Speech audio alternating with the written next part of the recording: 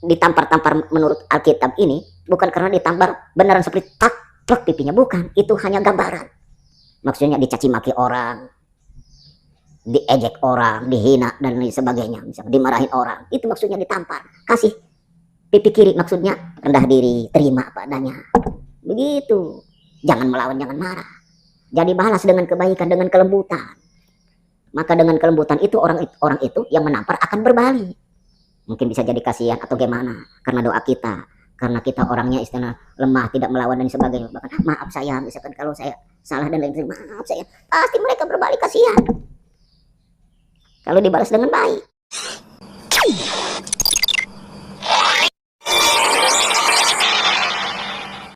Saudara-saudari yang saya cintai, kita semua telah tahu, kita semua sering mendengar bahwa umat-umat Kristen sering mengatakan Kristen adalah ajaran kasih. Tetapi itu ternyata dusta, bukan ajaran kasih. Kenapa saya berani mengatakan ajaran mereka itu dusta? Sekarang terbukti. Setelah meninggalnya Ustadz Yahya Walohni, nampak ajaran kejahatan muncul yang keluar dari mulut orang-orang Kristen. Banyak di YouTube, di thumbnail saya baca. Di situ ada pendeta Esra Soru, Mel Atok, dan lain sebagainya. Bahkan ada yang menertawakan kematian Ustadz Yahya Walohni yang bernama Rudi Yohanes. Jadi ternyata bohong, bukan ajaran kasih, ternyata ajaran jahat. Kenapa? Mereka semua mendustakan kitabnya. Ini banyak. Saya bawa 2, masih ada 6 lagi di rumah. Di sini isinya ajaran kasih, bukan ajaran jahat. Tapi kenapa kok bermunculan setelah wafatnya Ustadz Yahya Walohni, kok kejahatan keluar dari mulutnya? Padahal itu bertentangan dengan ayat-ayat di dalam kitabnya, di Bible. Mari saya bacakan. Akan saya bacakan separuh saja, tapi banyak ayat-ayatnya.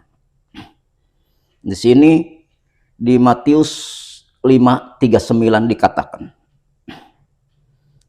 Kata Yesus, "Tetapi aku berkata kepadamu, janganlah kamu melawan orang yang berbuat jahat kepadamu, melainkan siapa yang menampar pipi kananmu, berilah juga kepadanya pipi kirimu." Tetapi ternyata bohong. Didustakan ayat ini. Bahkan pernah saya bertengkar dulu dengan orang Kristen. Bahkan benar saya tampar. Bahkan marah menampar saya lagi. Sampai istilahnya disidang kami berdua. Bohong ternyata. Kemudian dicaci maki orang lain, nggak ada yang lemah lembut, tetap melawan, marah. Itulah kedustaan mereka. Maka kalau mau marah, jangan kepada saya, kepada kitabmu sendiri. Kemudian Matius 5:44 saya bacakan. "Tetapi aku berkata kepadamu, kasihilah musuhmu dan berdoalah bagi mereka yang menganiaya kamu." Tapi tidak ada yang menjalankan ini. Maka saya katakan mendustakan kitabnya sendiri. Bukannya mendoakan malah mencaci maki.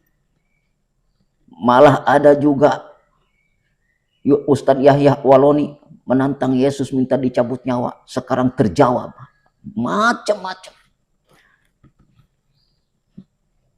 Kitab kalian ini untuk melengkapi, untuk menyempurnakan, untuk menggenapi hukum Taurat, bukan untuk menghilangkan hukum Taurat.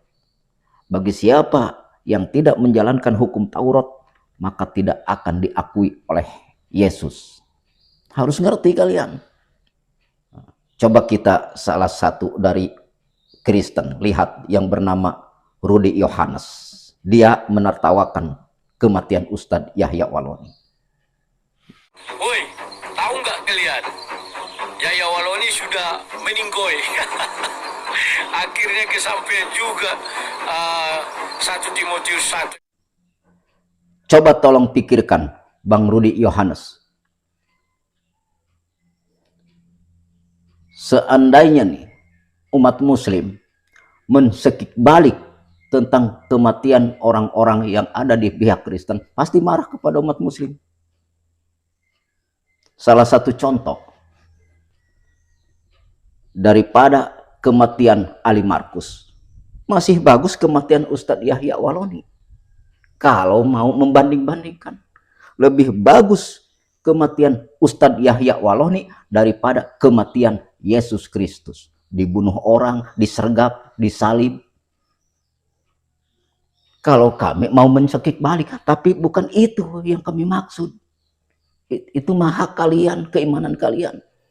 Cuman adapun pendebat-pendebat dari apologet muslim yang sering membicarakan tentang penyaliban Yesus, itu adalah meluruskan, bukan mencaci maki, bukan menghujat, meluruskan sesuai dengan Al-Quran. Kenapa teman-teman mereka ini berprasangka buruk terhadap kematian Ustadz Yahya Waloni? Karena mereka benci benar-benar. Jadi seakan-akan mereka menunggu kematiannya supaya tidak ada yang dakwah seperti Ustadz Yahya Waloni. Coba kalau ada salah satu dari pihak Kristen yang gentleman di waktu Ustadz Yahya Waloni masih hidup, tantang berdebat secara publik, secara terbuka, disaksikan oleh orang banyak. Jangan hanya beraninya setelah meninggal baru muncul berkoar-koar. Itulah tanda prasangka buruk, namanya tidak baik. Bertentangan dengan ini yang kalian baca-baca. Jadi ternyata bukan ajaran kasih yang kalian jalankan, ternyata adalah ajaran kejelekan. Tetapi kami memaklumi, karena di dalam Al-Quran telah difirmankan oleh Allah tentang kehidupan, panjang umur, nasib orang-orang kafir. Akan saya baca ayat di Al-Quran.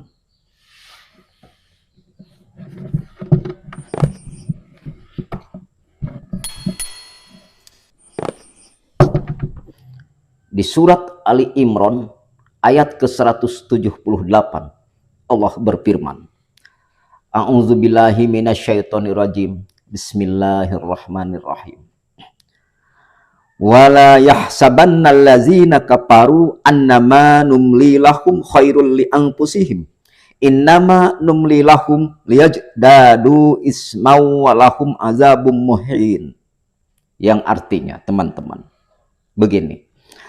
Dan jangan sekali-kali orang-orang kafir itu mengira bahwa tenggang waktu yang kami berikan kepada mereka, kepada orang-orang kafir, lebih baik baginya.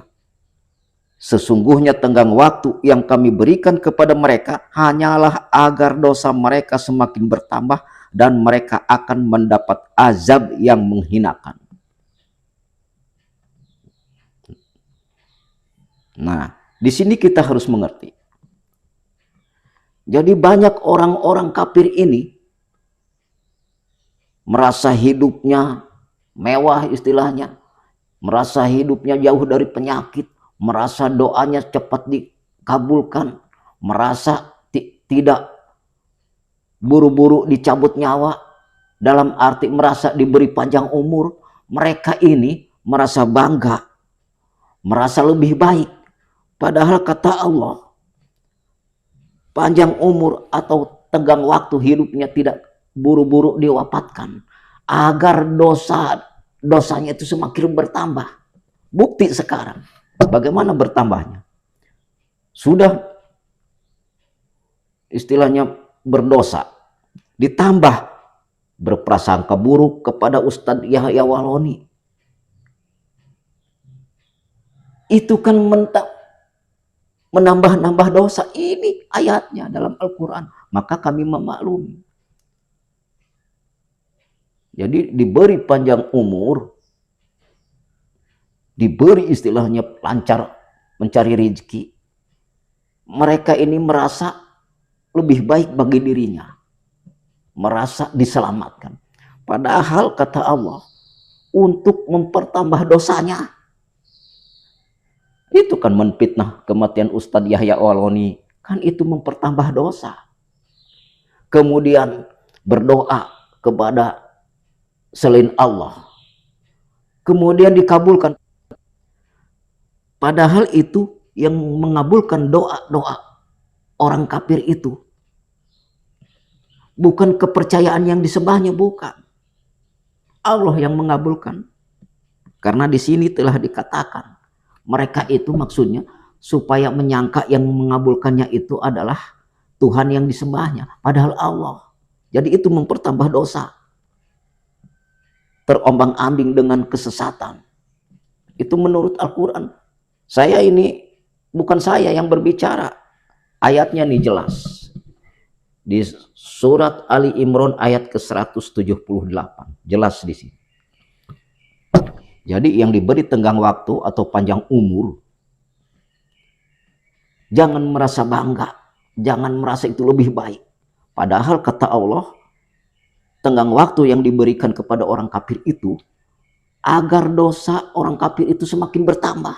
Allah yang berbicara, bukan saya.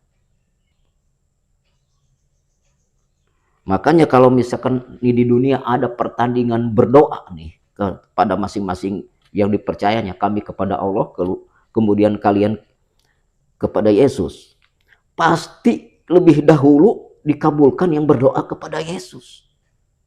Karena umat Islam ini diuji, tergoda tidak kepada orang yang cepat dikabulkan. Apa maksud tujuannya? Supaya mereka ini menyangka yang mengabulkan itu Yesus. Nah, disitulah bertambah dosanya. Padahal Allah yang mengabulkan. Itu teman-teman.